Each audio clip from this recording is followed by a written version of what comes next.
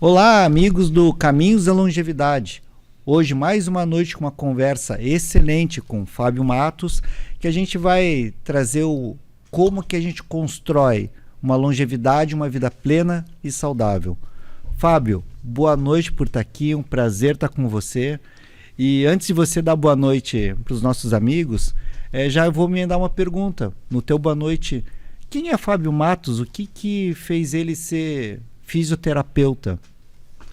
Boa noite, meu amigo Mário Cato, a qual é uma personalidade, um profissional que eu respeito muito. É um prazer muito grande estar aqui à noite para a gente poder conversar um pouquinho dentro do que eu milito. O Fábio fisioterapeuta foi um jovem com muitos sonhos, né? Queria fazer educação física e a fisioterapia surgiu, né? Filho de professor, né? Toda uma vida vinculada à educação, mas a fisioterapia veio com uma verdadeira avalanche, né? Pensando que complementaria a educação física, mas aí eu vi que uma coisa era uma coisa, outra coisa... E cuidar de saúde, né? Da saúde das pessoas me encantou, né? A gente poder reabilitar, adaptar, reconquistar a partir do movimento humano, né? Dar toda essa questão de capacidade para as pessoas, volta das suas capacidades, então sempre me encantou muito. E aí me formei lá pelos anos de 1991, né? Fui a São Paulo, Hospital das Clínicas, fiz uma especialização lá na Escola de Reabilitação Vergueiro lá, e depois voltei para uma cidadezinha chamada Ibirama, aqui perto, né? Que é toda a trajetória da minha família, toda a história muito vinculada. Meu pai foi diretor de escola privada lá, o Colégio Amônia, que existe ainda hoje. E aí comecei toda a minha atuação como fisioterapeuta. E aí, além dessa paixão, a paixão de professor. E aí passei num concurso na universidade, depois de 2 especializações, e estou aqui até hoje, vou fazer ano que vem 25 anos de Universidade de Blumenau. E esse Fábio fisioterapeuta que motiva, que gosta de ensinar, que gosta de aprender mais ainda. E dentro dessas características dos meus trabalhos, das minhas atuações, quando eu volto e monto uma clínica em Ibirama, os meus primeiros 10 pacientes são pessoas idosas. Eu digo, opa! E aí eu vou te falar, com convicção que eu tinha. Quando eu estava sentado no banco da universidade, Cato, eu dizia assim, ó, idoso é uma coisa que não é para mim. Eu não quero saber, eu quero trabalhar atleta, eu quero trabalhar gente jovem, até criança, mas idoso não. E aí os primeiros 10 pacientes foram idosos, me apaixonei, fui fazer trabalho voluntário numa instituição de longa permanência ali em Rio do Oeste, né? A gente conhecia várias pessoas, e aí quando eu vi eu estava encantado, estava trabalhando, e o concurso que eu prestei para a universidade foi em envelhecimento, e aí foi a minha trajetória a partir disso. Ô Fábio, sabe que a gente tem então uma coisa muito similar, assim, né? Que eu lembro quando eu estava no final da faculdade, lá na saúde pública, lá no posto de saúde, a recepcionista falava assim, ó, tá vindo os velhinhos do Cato. Porque na fila de espera para marcar a consulta para mim eram os mais idosos. Dos colegas vinham a gestante, as crianças, e para mim eram os idosos. Então eles nos escolhem muitas vezes, né? Eu acho que sim. Eu acho que isso a gente tem de similar. Mas eu te conheci há muitos anos como professor, Fábio, né? Vem constrói uma carreira acadêmica dentro da FURB, mas hoje é o presidente do Conselho Estadual do Idoso, né? Então é uma função importantíssima, né, essencial. A gente vai ainda conversar sobre isso, mas eu ainda estou interessado nessa tua função como professor ainda, né? Porque nesses tantos anos que eu venho trabalhando aqui em Blumenau com os idosos, você sempre foi uma figura muito presente. Eu queria que tu falasse um pouco disso, assim, como é que aí você, depois desses 10 pacientes primeiros da clínica, como é que você constrói isso dentro da universidade e tudo porque são muitos anos trabalhando com idoso, né? Sim. E aí o concurso é para supervisão de estágio em gerontologia. Então, né, automaticamente quando eu entrei, no primeiro momento, já fui trabalhar nas instituições de longa permanência, Casa Santana e Casa São Simeão. E Amor à Vida, que também funciona ali na escola agrícola. E aí, claro, com a minha experiência em Ibirama, na clínica, eu tive clínica lá por 20 anos, com a minha vivência aqui, foi cada vez mais se adensando a questão da preocupação em relação à saúde do idoso, ao processo de reabilitação, ensinando, né, uma gama imensa aí de quase 2.000 alunos formados nesses meus anos dentro do curso de fisioterapia aqui na Universidade de Blumenau, a gente passando para eles os argumentos, as necessidades e as demandas. Porque aí a gente vai estudando, vai lendo, vai percebendo também uma mudança na sociedade, né, que há 20 anos atrás a gente já tinha indicativos, mas que ela foi acelerando cada vez mais. Então isso requereu vários estudos, pesquisas, trabalhos de conclusão de curso, artigos desenvolvendo com os alunos, trabalhos conjuntos como nós fizemos na Liga da Terceira Idade, né? Somos coautores de capítulos de livros feitos. Hoje o Marcelo Zali é um excelente profissional lá em Itajaí, é o clínico que cuida do meu pai. Oh, que legal. Né? E começou contigo, começou conosco lá. Então, ele é o clínico da família inteira hoje, o Zali, como neurologista, mas com uma característica muito para pessoa idosa, para essas questões de demências e assim por diante. Então, essas relações, essas conexões que vão sendo construídas no mundo acadêmico, no meio acadêmico, elas são fundamentais. E a gente vai se adeçando, vai conhecendo excelentes pessoas nesse caminho, como é o Mário Cato, e a gente vai estudando, vai se aprofundando. Então, a partir daí, o meu mestrado e meu doutorado foi justamente estudar o Blumenau. Dentro do programa de pós-graduação aqui em desenvolvimento regional, eu comecei a estudar o território de Blumenau, primeiro o território da FURB, como um ambiente favorável para a construção de um envelhecimento mais positivo, dentro de uma política pública chamada envelhecimento ativo, que é da Organização Mundial de Saúde, e depois a minha continuidade no doutorado, onde eu estudei o território de Blumenau. Então, primeiro a universidade, como ela se constitui, e como Blumenau corresponde a esse processo, essa dinâmica de envelhecimento no seu território, usando como base as premissas do envelhecimento ativo. Eu vou a Brasília para entrevistar o pessoal do Ministério do Desenvolvimento Social, né, para que a gente possa entender como é que é o fluxo da política. Nós vamos a Florianópolis pesquisar lá o que acontecia, que era quase nada, e nós vamos aqui para Blumenau e a gente vê que aqui tem várias ações. Então, Blumenau sempre esteve à frente, Cato, por conta dos seus estudos, da universidade, das políticas empregadas aqui, há muito tempo pelo Pró-Família, né? E eu acho que aí mostra também da importância, muitas pessoas não conseguem linkar a importância da universidade quando ela está inserida na sociedade, o quanto que ela pode trazer de benefícios para todo mundo, né? Porque quando a gente olha a universidade fazendo estudos que não estão linkados, não estão conectados com a necessidade da sociedade, muitas vezes esse estudo fica lá encastelado na biblioteca da universidade, naquele conhecimento dos professores, dos alunos, e não traz nenhum benefício. E quando uma universidade, e aí tem um grupo muito bom, que é esse do desenvolvimento regional, que ele vai buscar dentro da região a sua matéria de estudo, e quanto isso faz diferença, né, para a cidade, né? Sim, e aí foi muito, muito satisfatório o resultado, porque alguém de uma área mais técnica, na saúde nós somos mais técnicos, né, Cato? E a gente vai para ciências sociais, a gente amplifica aquele nosso conhecimento, enfim. Então, você que nos acompanha, você pode ter certeza que essa trajetória é muito importante. E aí quando eu defendo e trago uma pessoa que é considerada, né, de referência mundial, que é o Alexandre Kalash, inclusive para Blumenau. E até para falar dele, é motivo de orgulho para a gente. Quando a gente pensa numa política mundial, da Organização Mundial da Saúde, que é o envelhecimento ativo, o Kalash é protagonista, é um brasileiro que vai lá para o mundo para construir uma política para o mundo. E ele vem para cá, você consegue trazer ele para cá? Eu marco uma entrevista, mas sem nenhum tipo de... Não, acho que ele não vai aceitar. E ele disse, eu aceito, eu vou estar em Florianópolis, vou dar uma palestra para a Fiesc, eu vou estar tal dia no hotel, eu me encontro. O que era para ser meia hora se transformou em 3 horas de conversa.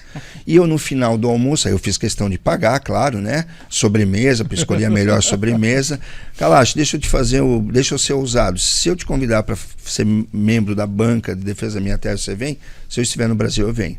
Então tudo confluiu, ele esteve aqui, nós fizemos o primeiro fórum regional do envelhecimento ativo aqui na cidade, onde Blumenau, a partir disso, assume o compromisso da Estratégia Brasil, amigo da pessoa idosa, né? E o diagnóstico, que a gente vai falar daqui a pouco, ele é um elemento que surgiu justamente dessa estratégia, e aí nós começamos a desenvolver, a divulgar, com uma participação sempre muito efetiva e especial do Profamília, a partir do Proidoso, que sempre nos recebeu. E quando a gente chega nas conclusões de uma pesquisa, como foi feito, a gente vê que Brasília tem os seus fluxos, mas os fluxos não chegam diretamente. Florianópolis não se tem nada, não se tinha nada, melhor falando, isso em 2017, a defesa foi em 2018, e Blumenau já com várias transversalidades de política para a pessoa idosa. E eu percorro parte do estado e a gente vê como Blumenau, em grande parte, está adiantada. Não estou dizendo que é tudo uma maravilha, está tudo muito bom, de maneira nenhuma. Nós temos muito a evoluir. Porém, nós estamos pelo menos 2 passinhos à frente do que a grande maioria dos municípios catarinenses. Se a gente vai pensar nessa construção do que a gente tem da política para o idoso em Blumenau, eu chego na cidade e escuto que aquele prédiozinho lá na frente do Ramiro, que hoje é a Fundação de Esporte, que ali abrigava um embrião dos serviços para o idoso, tá? Para a pessoa idosa. E aí de lá ele se transfere para o Profamília depois, né? Então ele vem aumentando, evoluindo. Então é uma construção já de décadas, porque isso foi no final dos anos 90, se eu não me engano. Sim.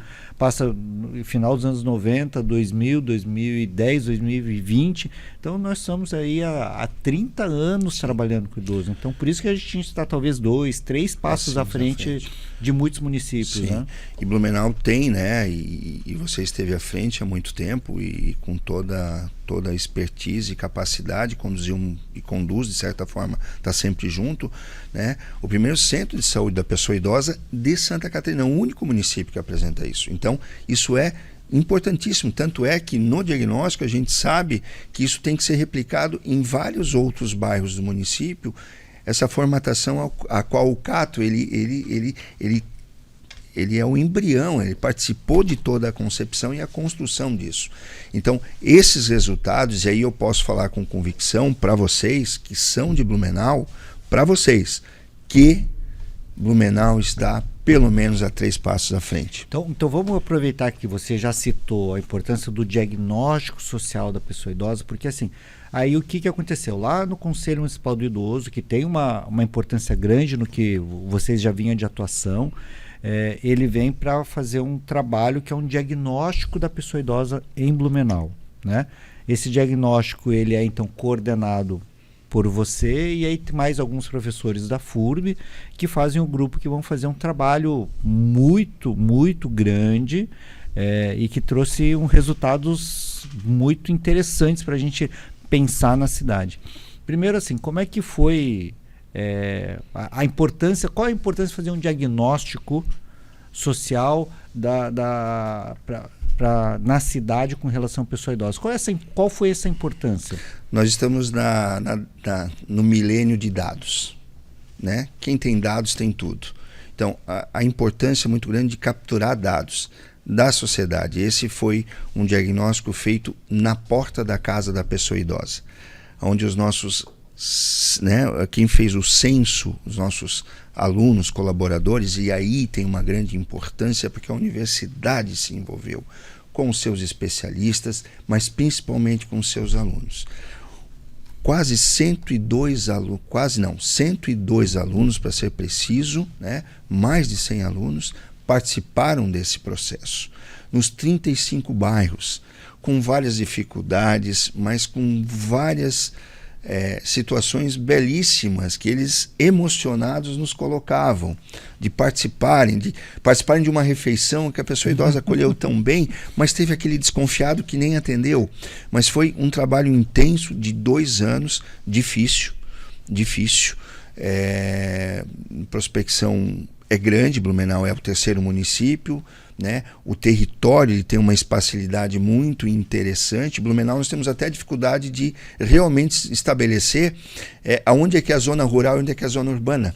Né? Tivemos até dificuldade de estabelecer isso, mas a gente foi para todos os territórios dentro de Blumenau, e a importância é o levantamento de dados, mas além do levantamento de dados números, a gente traz a subjetividade dessa pessoa que respondeu. Você que respondeu sabe disso, aquilo que eu penso, aquilo que eu acho.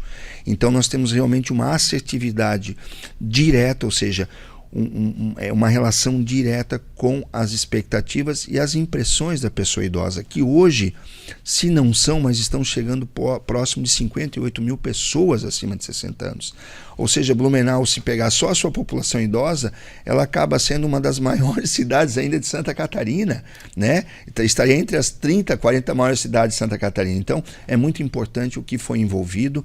O N amostral, a gente chegou a 1.109 entrevistas com pessoas idosas comunitárias e também com idosos institucionalizados. Então a gente acabou alcançando todo esse grupo de idosos, né, que responderam representando esses 58 mil. Então, além de dados, a subjetividade que a gente buscou e aquilo que a gente pode estar entregando para a sociedade, que a conferência que você participou, a gente estava lá, trouxe muitos elementos que nos ajudou e contribuiu para que Blumenau apresente boas propostas na conferência estadual, e eu tenho certeza que Blumenau vai levar as suas propostas também para a nacional.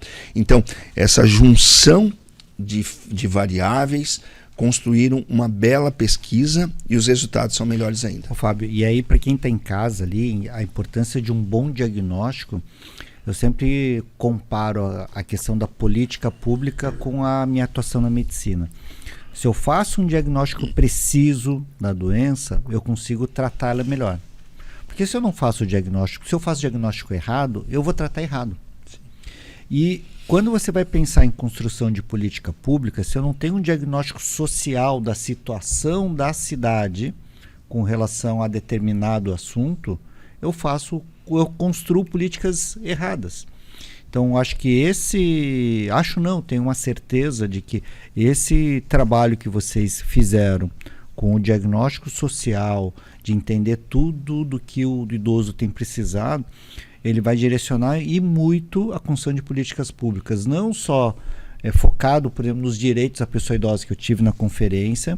No final de semana passado eu tive na conferência das cidades, então qual é a cidade que a gente quer ir lá, a gente colocou também propostas com relação e utilizando dados desse trabalho, e que com certeza para conferência de assistência social vai ser usado, para conferência de saúde vai ser usado. Então, para a construção das diversas políticas públicas para Blumenau, esse trabalho de vocês vai ser usado. Então, parabéns por isso. E aí, para a gente pensar nos dados, vou te fazer uma pergunta difícil, porque são tantos dados que apareceram lá, mas qual foi o dado que mais te chamou a atenção e que você assim pensou assim, isso aqui a gente precisa realmente fazer alguma coisa diferente porque ainda não está bom? Posso te falar 2? São tantos, mas eu vou falar 2. O primeiro é em relação a pessoas idosas que vivem sozinhas. Nós temos hoje quase 3 mil pessoas nessa situação dentro de Blumenau. E 800 pessoas que vivem unicamente só em moradias unipessoais, né? E que precisam de monitoramento para evitar riscos dessa pessoa ter uma queda dentro de casa e ficar lá à mercê e infelizmente ir a óbito porque não houve, né, uma condução adequada. Imagina uma queda hoje, num dia frio como hoje, ela ficar algumas horas no chão frio da casa. Sim, sim. E aí isso me chamou muita atenção. E o outro dado que tem a ver também é o número de quedas 17% da nossa população idosa está tendo quedas. 17%, isso num prazo de 6 meses. Mais de 2 quedas num prazo menor que 6 meses. Isso nos dá 17%, imagina, de 58 mil, um grupo extremamente grande. Então, políticas públicas. E mais um dado, o nível de depressão que nós temos dentro, né, desse ciclo de vida, que é bastante preocupante e precisa realmente de um acompanhamento adequado. A questão da saúde mental, que ela não é só depressão, ela envolve vários outros elementos, mas a depressão como um contribuinte para a diminuição da qualidade de vida da pessoa idosa. Então são 3 dados que eu acho que, sendo gestor aqui, não quero ensinar ninguém a fazer gestão, quem sou eu, mas sendo gestor eu já realmente recorreria para que a gente pudesse ter um acompanhamento adequado a partir desses dados. E aí eu vou te falar, nós temos dados aí que as próximas 2 gestões podem usar, Cato. Então, facilita, mas ao mesmo tempo demanda uma responsabilidade para o gestor, porque ele tem o dado na mão. E aí a sociedade tem que cobrar, porque tendo esse dado, sabe aonde agir e como agir. Então, o diagnóstico ele tem essa função. E quando você pega, por exemplo, esses 2 dados, né? Quedas, 17%, e depressão também uma prevalência maior. Quando a gente compara com dados nacionais, da literatura, por exemplo, eles estão diferentes dos dados nacionais, ou a gente tem uma certa... a gente segue um certo padrão do que acontece no Brasil? Em moradias unipessoais a gente está um pouco acima. Em relação às quedas, a gente tem, a nível nacional, nós participamos inclusive de um seminário catarinense semana passada, falando sobre isso, de 15,8 mais ou menos a média nacional, mas aqui no Brasil, infelizmente, as nossas estatísticas são muito frágeis, né? E aí traz dados norte-americanos que são muito, né, imponentes assim, mas a gente acaba aproximando. Depressão é quase a mesma. Nós temos uma situação que são 2 situações. Nós estamos na cidade mais longeva do Brasil, certo? O nosso idoso chega mais longe. E a segunda questão é que nós temos uma potencialização da feminização da terceira idade, que é um fenômeno estudado, né, e discutido. Então nós temos um número maior de mulheres, e quanto mais longevos, mais a presença de mulheres. Então hoje, de um modo geral, 57% mulheres e 43% homens, né? E com um pouquinho acima da média nacional, mas com uma tendência a mais crescimento. Então é um ponto a se discutir, a se pensar em relação à presença maior feminina, e os homens, a partir de agora, me parece, se cuidando um pouquinho mais, porque a gente sabe que o homem não se cuida como a mulher se cuida. O processo de envelhecimento ele acaba sendo diferenciado por questões morfológicas, hormonais, mas também atitudinais. E atitudinal, a mulher ela envelhece de uma maneira mais positiva do que o homem. Mas a gente já vê nos números aí um pouquinho de mudança, que o homem também está começando a se cuidar um pouco mais. Que bom, acho que a gente está tomando consciência, né?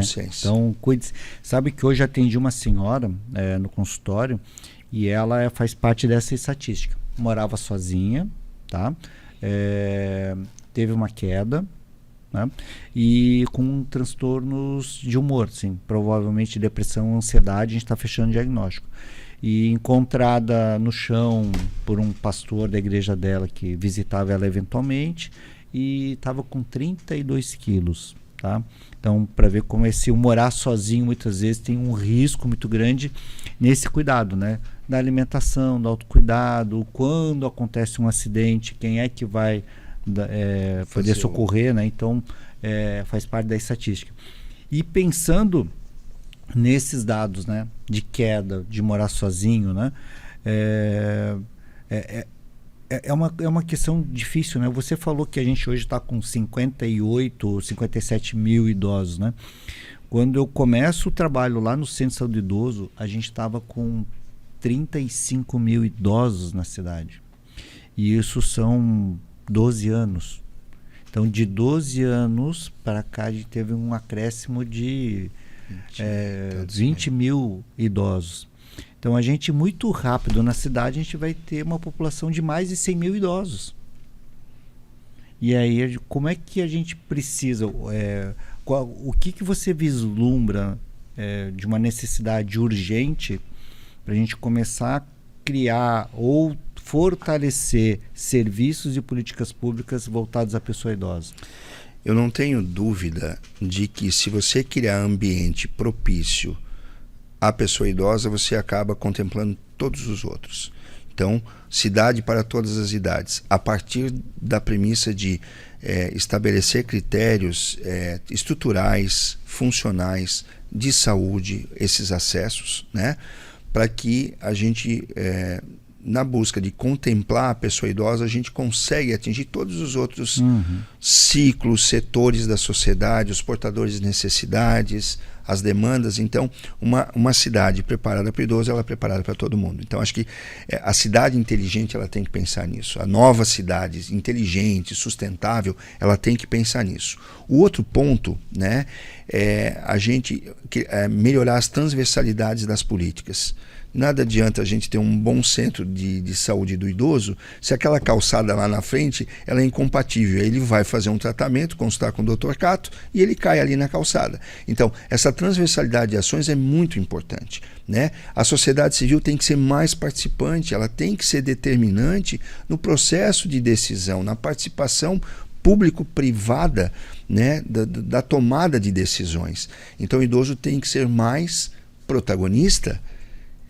O idoso tem que ter a sua representatividade muito bem adequada e relacionada para que vá em busca das necessidades e demandas.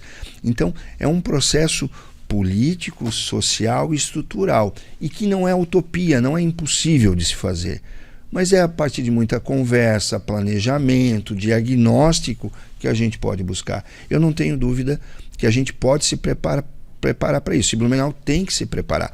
Blumenau, em 2025, nesse ano, ele deixa de ser uma cidade com mais pessoas jovens, de 0 a 14 anos, e passa a ter mais pessoas, se comparado com essa faixa etária, acima de 60. Então, nós podemos nos considerar agora, Blumenau, nós somos envelhecentes, né? Então, nós temos que nos preparar, porque daqui a 20, 30 anos vai ser a nossa realidade e vai ocasionar uma pressão muito grande nos serviços, nas redes, em toda a sociedade. É nos prepararmos para isso. Aliás, eu digo, Cato, nós estamos 20 anos atrasados. Talvez até mais, né? Fábio, sabe que a gente tem quase a mesma idade, a gente vem de uma geração que a gente aprendia na escola que o Brasil era uma cidade de jovens, de crianças. E isso mudou muito rápido. Sim. Mas mudou muito rápido mesmo, porque a gente nem é tão idoso assim, né? A gente ainda é jovem, né? Está naquele ciclo da meia-idade, começando a descobrir a vida. Mas não faz muito tempo que a gente estava no banco escolar. Sim. E nesse período tão curto, a gente já é uma cidade que tem mais idosos do que crianças. Tem uma das coisas que a gente sempre estuda, e você já deve ter visto essa afirmação de que os países da Europa, eles primeiro enriqueceram e demoraram 100 anos para chegar no envelhecimento que eles estão agora, 100 anos. E o Brasil é um país das desigualdades, a gente ainda não enriqueceu tudo que poderia, não distribuiu a riqueza, mas a gente envelheceu em 20 anos. Então, a gente, se for comparar com a Europa, porque por isso que a gente olha assim, mas na Europa tem isso, na Europa tem aquilo, tá? Mas eles tiveram 80 anos a mais para preparar a sociedade para os mais velhos, né? Perfeito. E a gente não vai ter esse tempo. Não. Pensando nisso, né, Fábio, só para pegar um gancho do que tu fala, quando tu fala do envelhecimento ativo do Kalash, o Kalash ele tem um dos capítulos dele é o envelhecimento da participação. O quanto que é importante a participação do idoso. E aí eu lembro de uma reportagem na TV, e eles iam mudar alguma legislação na França, se eu não me engano, e aí o repórter foi fazer a entrevista, e quem ele foi entrevistar era um aposentado, um idoso, que estava fazendo lá o piquete, a manifestação na frente do parlamento, né? E aí ele pergunta, mas por que você que está aqui? Eu falo assim, porque os mais jovens estão tendo que trabalhar. Eu estou aposentado, eu posso vir aqui. Eu sei que isso não vai me atingir, vai atingir os mais jovens, mas sou eu que tenho que fazer. Eu achei de uma consciência tão grande ele estar lá, que isso se chama participação. Então esse idoso tem que se tornar protagonista para exigir os próprios direitos. Perfeito, né? É o que eu penso. É o que eu penso. E a participação social dentro dos pilares ali que o Kalash defende do envelhecimento ativo, que é acesso à educação, acesso à saúde, participação social e segurança na construção de autonomias, a participação social é que configura, presta atenção, ouvinte, configura qualidade de vida. O que mais configura a qualidade de vida ao ser humano é a participação social, a inserção social, é o grupo em que ele convive, é o seu grupo familiar, mais do que qualquer dinheiro, mais do que qualquer conhecimento, inserção social. Não esqueçam disso, é extremamente importante. Por isso que essas atividades que o Profamília faz, clubes de mães fazem, né? Eles são tão importantes e transformam a vida das pessoas. Porque você tem o grupo, tem o grupo do Pilates, o teu grupo da bocha, teu grupo do futebol, né? Eu jogo futebol toda sexta e um dos nossos lá jogadores está com 70 anos. Ele vai fazer 70 anos agora. Esse mês ele faz 70 anos. Está lá jogando com a gente, né? Lógico que a gente não chega tão junto com ele, deixa ele poder jogar, mas isso para ele isso é essencial, né, na vida.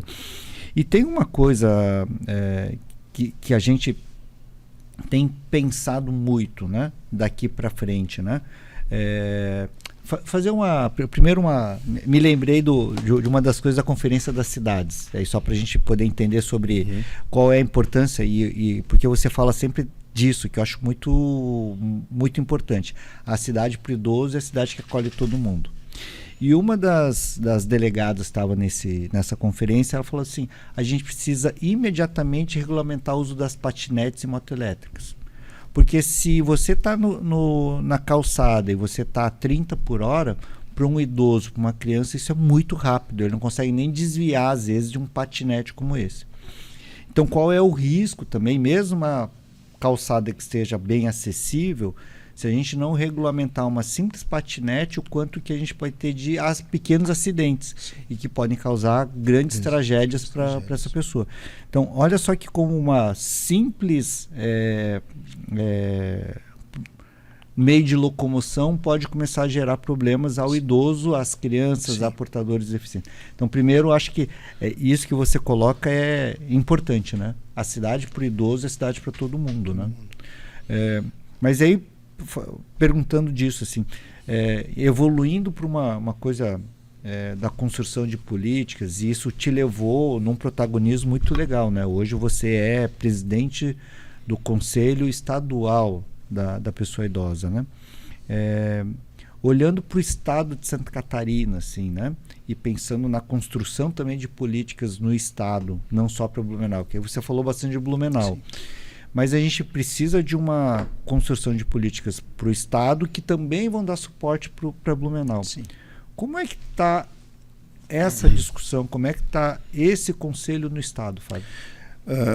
Ele está muito efetivo, né? Eu represento todo o sistema CAF, né? Esse conjunto de universidades no estado, as comunitárias, e a qual a FURB faz parte.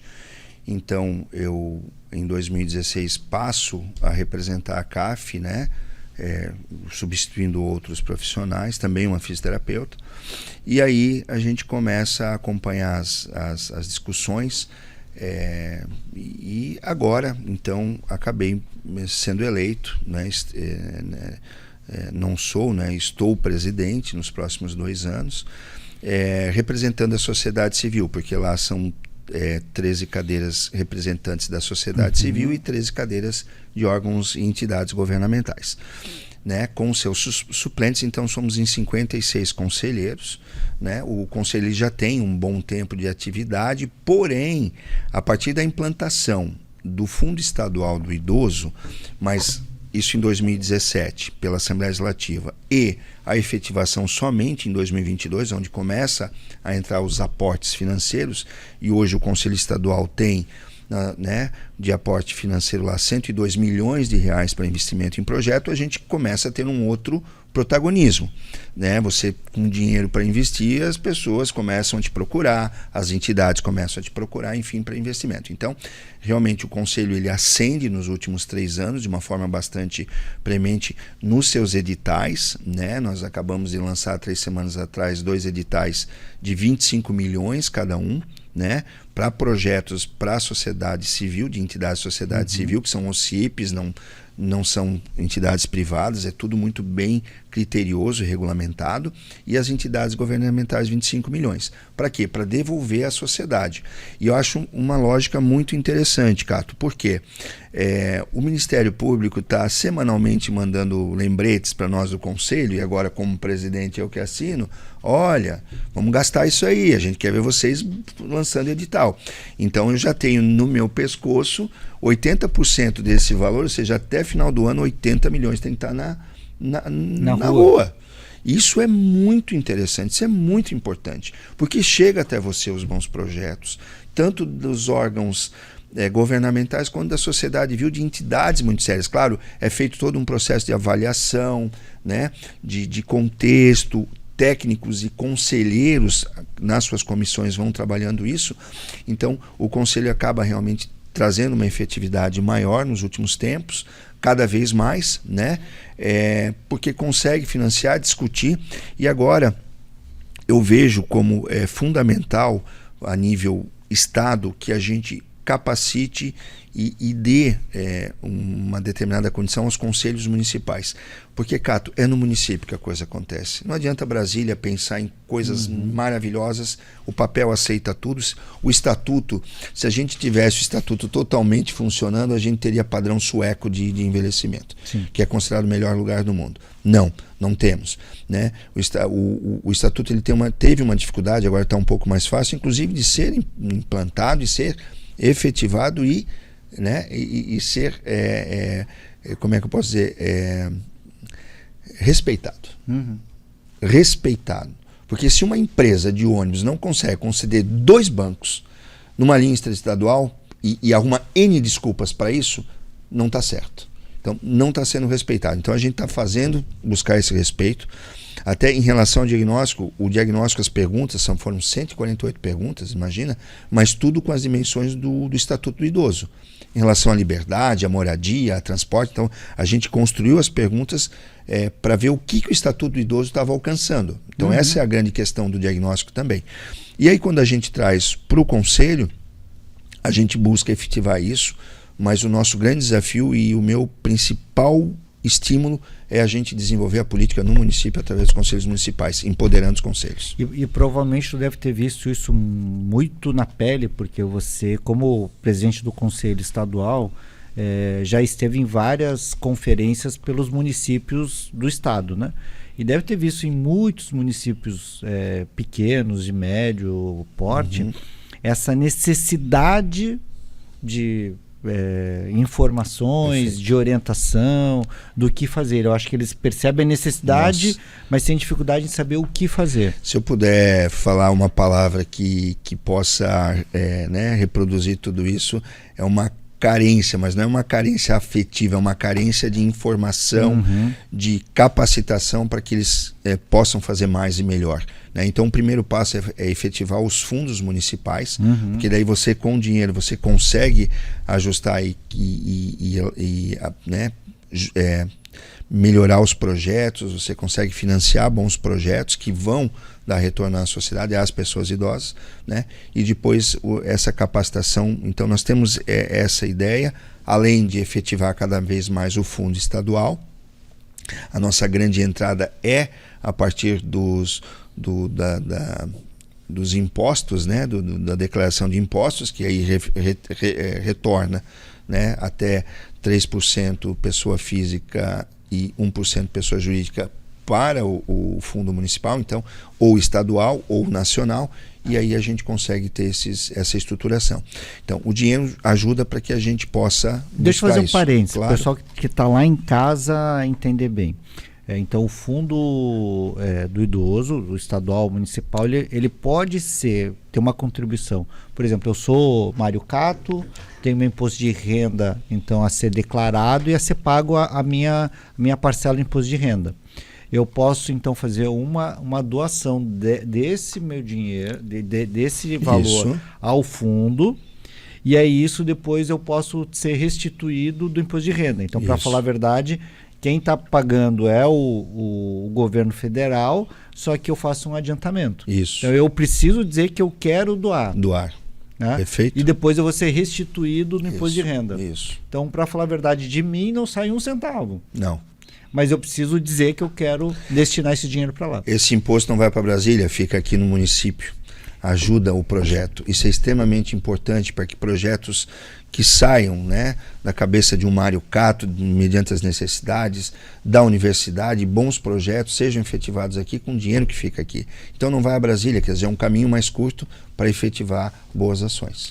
Eu acho que é importante explicar, tem muita gente que não entende, né, como é que é isso, e eu também eu tenho minhas dificuldades de entender, porque entender a cabeça do leão, do fisco, não é fácil. Para você ter uma ideia, só a Celesc, ela faz um aporte ao fundo estadual anualmente o último foi 20 milhões de reais. Então é muito importante, a gente consegue realmente efetivar. E Santa Catarina tem um fundo que é maior o valor do fundo estadual do que o fundo nacional, por incrível que pareça, né? Porque realmente aqui a gente tem. Então é uma forma de a gente fazer, deixar o dinheiro aqui e transformar em bons projetos, boas ações. Então é muito importante isso. Eu acho que os municípios devem trabalhar cada vez mais, né? Isso que você está falando. Olha, pessoal, é assim que funciona, para as pessoas terem essa consciência e nos ajudarem. Então, o Conselho serve para isso, para estimular políticas públicas, para discuti-las, para fazê-las acontecer e fiscalizar. Nós temos um papel fiscalizador das instituições de longa permanência no estado inteiro. Se o município não dá conta, o Conselho Municipal tem que fazer isso, mas o estadual também faz, de verificar a efetivação de políticas públicas e de cobrança ao governo do estado, se for o caso aos governos municipais, para que haja efetivação das políticas para a pessoa idosa. Você falou agora das instituições de longa permanência, né? Que eu acho que é um tema que vai ser, a gente poderia abordar um programa só para falar disso, porque eu acho que é um assunto que ele é difícil de abordar, porque tem um certo tabu ainda com as instituições, mas elas são necessárias também. Mas para que elas operem de uma maneira correta, precisa ainda de muita fiscalização, muita capacitação, muito normatização dos serviços, né? Porque tem ótimas casas, mas também tem casas não tão boas.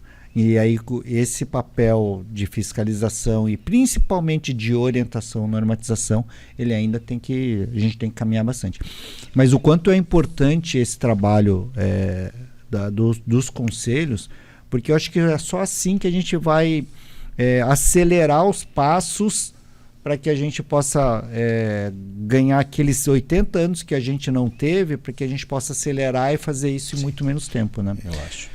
Fábio, o tempo passa muito rápido aqui, infelizmente, e tem nesse final do programa, eu gosto muito de fazer um quadro, um pedaço que são dos mitos e verdades. Certo. Tá? Porque a gente tem muitas dúvidas, né, com relação a tudo na vida. Eu sempre falo que o inteligente não é aquele que sabe tudo, o inteligente é aquele que, apesar de estudar, ainda tem muitas dúvidas, porque tendo dúvida ele vai buscar mais informação. Perfeito. Né? E eu tenho muitas dúvidas, tá? Não que eu seja tão inteligente, mas eu tenho muitas dúvidas. Sim.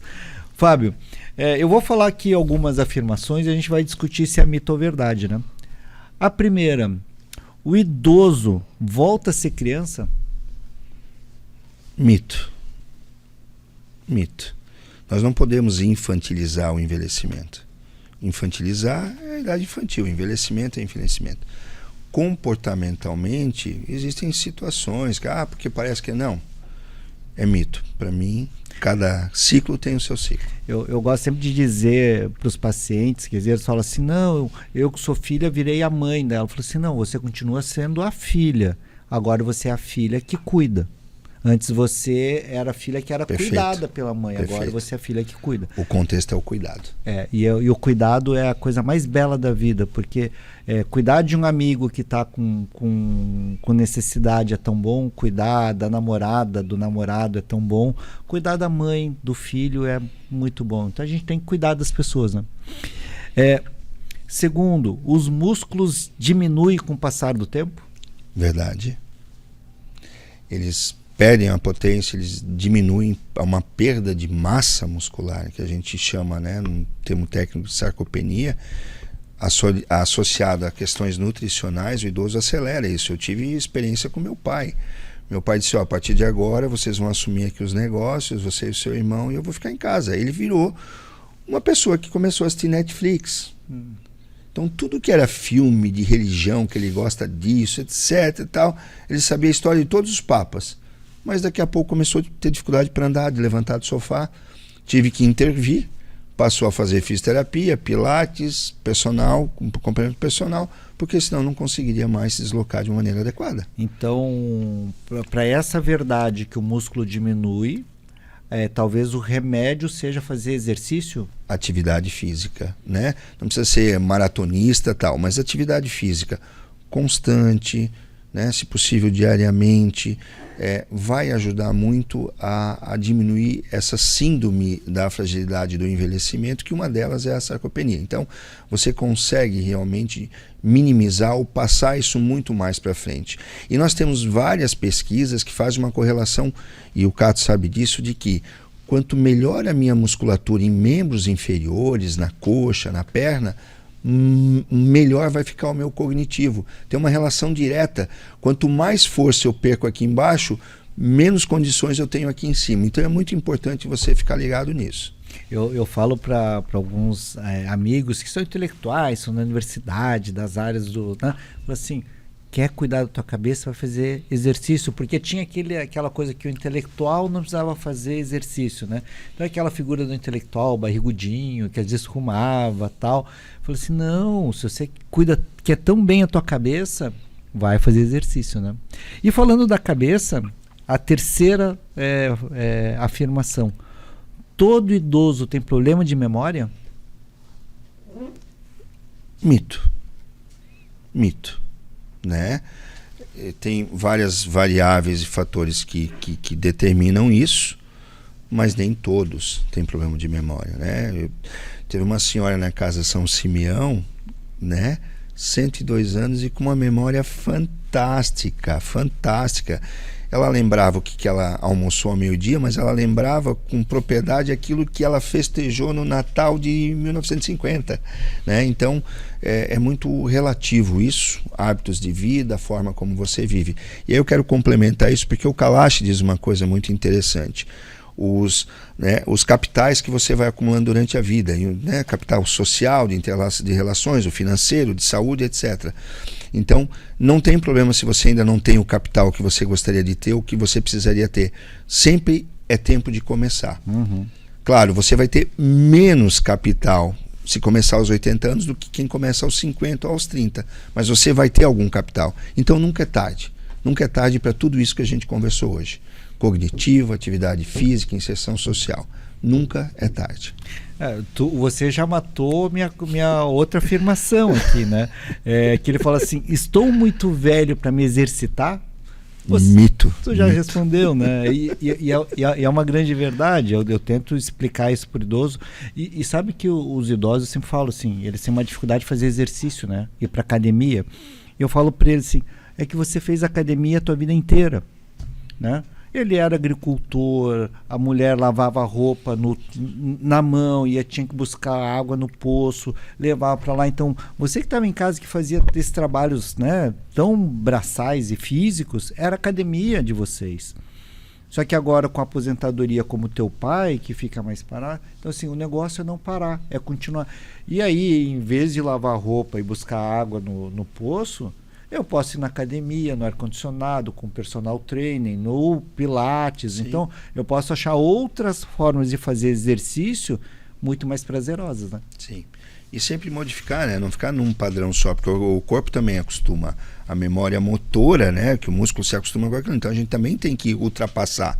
A gente sempre tem que nos desafiar, buscar um limite maior. Então, há tempo, sim, sempre há tempo. E não duvidem o quanto isso vai ajudar na qualidade de vida de todos vocês. Tem uma última aqui que eu vou dizer que eu busquei essas frases aqui, não fui eu que montei, tá? E aí diz a última aqui que o idoso deve consultar com o geriatra? Verdade, verdadeira, verdadíssima. Aliás, não é o idoso. A gente com 40 anos já deve consultar com o geriatra. A gente com 20 anos já deve consultar com o geriatra. Porque há uma percepção, o processo de envelhecimento ele é contínuo, ele não começa aos 60 anos. Ele começa, para alguns estudiosos, a partir do momento que nós somos concebidos ou nascemos e assim por diante. Esse é o processo de envelhecimento. Ele nos acompanha a vida inteira, né? É uma verdade, uma das maiores verdades da vida. Então, o quanto antes a gente conseguir estar com esse profissional, conversar, trocar com esse profissional, mais a gente ganha qualidade e a gente se prepara. Tanto é que nós temos um trabalho, Cato, que eu acho que e muito rapidamente a gente vai conseguir mudar o paradigma de envelhecimento, não é com a pessoa idosa ou com pessoas da nossa idade, é com a criança no 6º ano da sua formação, porque ali vira a chave dos 10 aos 11 anos, ali que a gente deve investir em educação para o envelhecimento e seguir o resto da vida. A gente lá no Centro de Saúde do Idoso, Fábio, a gente no primeiro ano, a gente fez uma semana do idoso voltada à prevenção a quedas. E uma das ações a gente fez uma palestra lá no Machado de Assis. A gente lotou o auditório do Machado de Assis com as crianças e a gente colocou sobre as necessidades de cuidar da queda. Qual foi a nossa ideia? De que todos eles têm os seus avós, seus pais, que tinham que ter que cuidar dessa questão da queda. E eu encontrei a diretora depois, várias vezes, e 2, 3 anos depois ela falava assim, tu não sabe o que repercute a tua palestra ainda com as crianças, que falam 2, 3 anos depois sobre a questão da queda, do cuidado que elas tinham, do cuidado que elas queriam que os pais tivessem, que os avós quisessem ter. Então, é isso, acho que o que você coloca é verdade. A gente fez isso de uma forma despretensiosa no momento, mas correta. Mas eu acho que a gente acertou em um certo ponto. Fábio, eu queria te dizer assim, primeiro, da satisfação de estar contigo. Foi total minha. E se você arranjar espaço na tua agenda, a gente vai ainda conversar muito mais aqui. Com certeza. Tem assuntos muito importantes.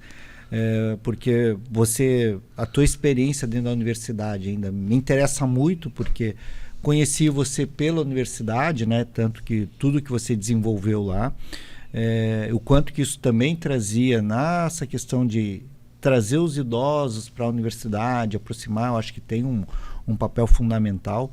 Hoje tem esse papel da construção das políticas públicas, então tem muita coisa para a gente conversar, mas eu acho que rende aí não só um programa, mas rende uma série de entrevistas, mas a gente vai conversando porque eu sei que a tua agenda anda bem difícil. Mas o teu chamamento mandas, tá? Com muito prazer, com muita satisfação que eu vou vir quantas vezes tu me chamar, porque isso aqui é valoroso, precioso, e o que a gente pode entregar à comunidade, isso também é um trabalho de política pública, né?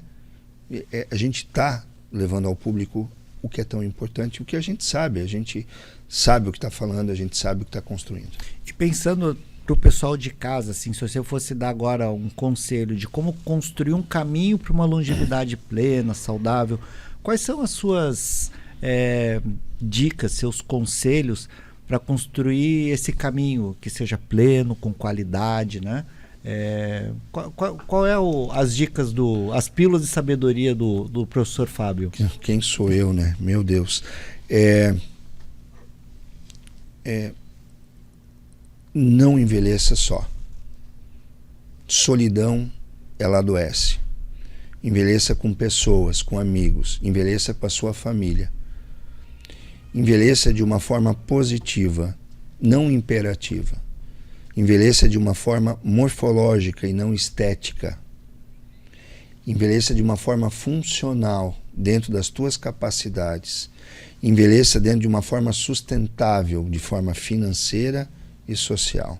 Sustentabilidade é aquilo que você constrói e transfere para as outras gerações.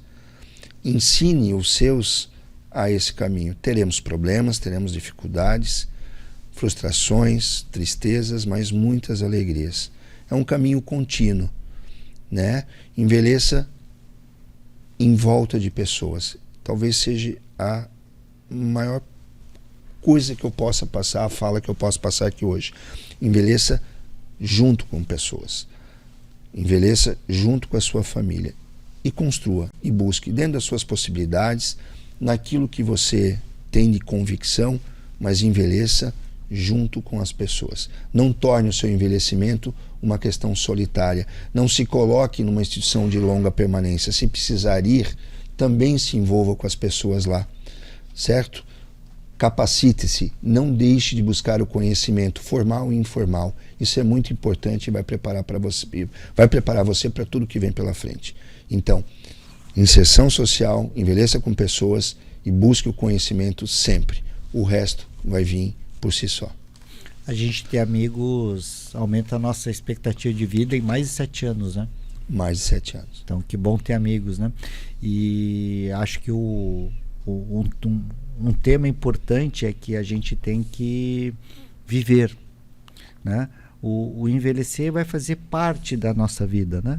E eu acho que até muito dos preconceitos é porque as pessoas às vezes têm medo de envelhecer, né?